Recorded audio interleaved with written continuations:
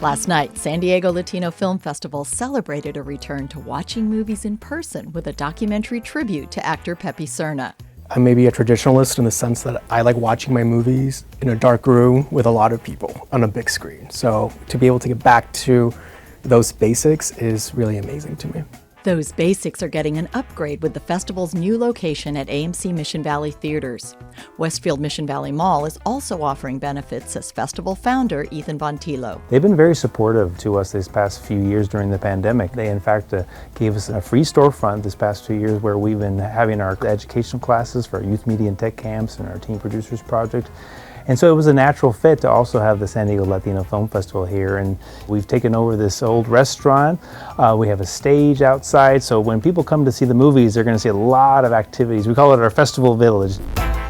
The Old Ruby's Diner is now bursting with art and provides a space for attendees to hang out and talk about films. You can't get that, from your TV or your Netflix account or something like that. So we're really excited to bring back that in-person component. The importance of getting together as a community and talking to each other and dialoguing about the films and just being together. That community was broadened by increasing the diversity of voices on the festival staff. The curating team this year is expanding our network of films, and we've invited many people like Adriana Trujillo to be guest curators. So we have different programs and different programmers for the first time that we never had before. Which led to showcasing 200 films.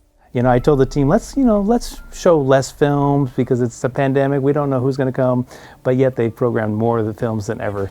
That might be in part because there were so many films to choose from this year.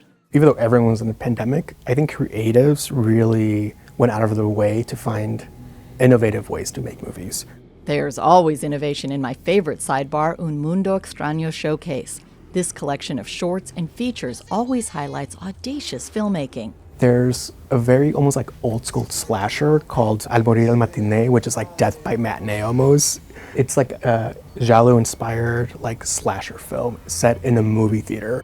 Then there's a great Brazilian film called Medusa, which explores kind of religious zealousy amongst a group of women and how they band together to be the moral police in a way, and they go out of their way to hunt women who they consider to be immoral. Political commentary, kind of fantasy elements, and just some really beautifully staged sequences. I mean, Medusa is such a powerhouse of a movie. I'm really excited for people to see it. Esparza doesn't like to play favorites, but each year he does fall in love with one film. There's a film from Mexico called Dos Estaciones, directed by Juan Pablo Gonzalez, that just really floored me in its delicacy and intimacy, which kind of translate to this like very interior film about small actions, small movements, small like brief encounters. So it's all about like the brief moments in life that kind of define us. And the film is so many things. It's an exploration of a woman who's on the verge of maybe losing her tequila factory, but it's also about her journey to create emotional connections. Watching these films in person and on the big screen is what excites Esparza each year about putting on the festival.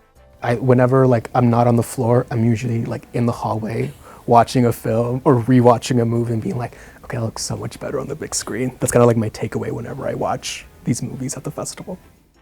And this year, people will be able to enjoy San Diego Latino Film Festival online and on the big screen through March 20th. Beth Accomando, KPBS News.